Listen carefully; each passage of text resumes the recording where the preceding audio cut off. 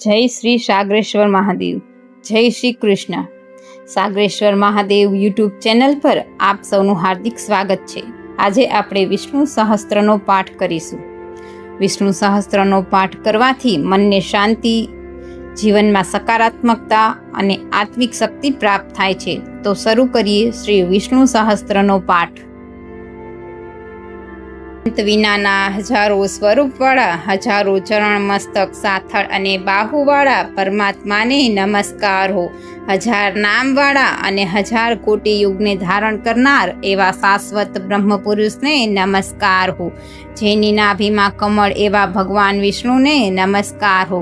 જલમાં શયન કરનાર શ્રી વિષ્ણુ ભગવાનને નમસ્કાર હો.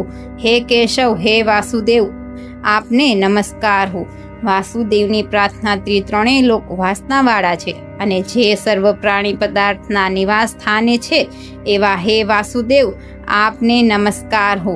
બ્રહ્મ સ્વરૂપ અને મા ગૌ બ્રાહ્મણનું હિત કરનાર એવા દેવને નમસ્કાર હો. જગતનું હિત કરનાર શ્રી કૃષ્ણને નમસ્કાર હો. ગોવિંદ સ્વરૂપને નમસ્કાર હો. જેમ આકાશમાંથી પૃથ્વી પર પડેલું પહેલું પાણી સમુદ્રમાં જાય છે, તેમ બધા દેવોને કરેલા નમસ્કાર ભગવાન કેશવ પ્રતિ જાય છે. જેમાં શ્રી હરિનું પૂજન થાય છે એવા આ માર્ગ નિષ્કુંઠ છે અને શ્રી હરિના ભજન પૂજન વિનાના માર્ગને કુમાર્ગે જાણવું. બધા વેદો જાણવાથી જે પુણ્ય થાય છે અને તે સર્વ તીર્થયાત્રાથી જ ફળ મળે છે, તે સમગ્ર ફળ દુષ્ટોનો નાશ કરનાર શ્રી વિષ્ણુ ભગવાનની સ્તુતિ શ્રદ્ધાપૂર્વક કરવાથી મળે છે. જે મનુષ્ય શ્રી હરિના મંદિરમાં નિત્ય 3 વાર, 2 વાર કે 1 વાર પણ આ વિષ્ણુ સહસ્ત્રનો પાઠ કરે છે, તેના સર્વ પાપ કર્મો નાશ પામે છે. જે મનુષ્ય આ સ્ત્રોતનો પાઠ ભાવભક્તિથી કરે છે, તેના શત્રુઓ બળી જાય છે. તેના પર સર્વે ઉપગ્રહો શાંત રહે છે અને તેના સર્વે પાપ વિનાશ પામે છે. અને શ્રદ્ધા ભક્તિપૂર્વક આ સ્ત્રોતનું ધ્યાન કર્યું કે શ્રવણ કર્યો હોય, તેને દરેક પ્રકારની પૂજા કરી એવું સમજવું. જે મનુષ્ય દરેક બારસના દિવસે મારી સમીપ આ સહસ્ત્ર નામનો પાઠ કરે છે, તેણે આ લોક કે પરલોકમાં કોઈ પણ ઠેકાણે ભય રહેતો નથી અને તેના કરોડો કલ્પનાના પાપ ધીમે ધીમે બળી જાય છે.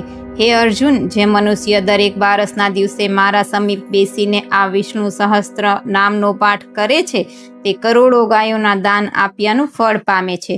વળી જે મનુષ્ય નિત્ય શિવાલયમાં કે તુલસીના વનમાં બેસીને નિત્ય શ્રી વિષ્ણુ સહસ્ત્રનો પાઠ કરે છે, તેના સર્વ પાપ અને દુઃખ નાશ પામે છે અને મોક્ષ પામે છે. અને તેણે બ્રહ્મ ઇત્યાદિ ઘોર પાપ હોય તે સર્વ નાશ પામે છે. એવું ચક્રધારી શ્રી વિષ્ણુ ભગવાને વચન આપેલ છે.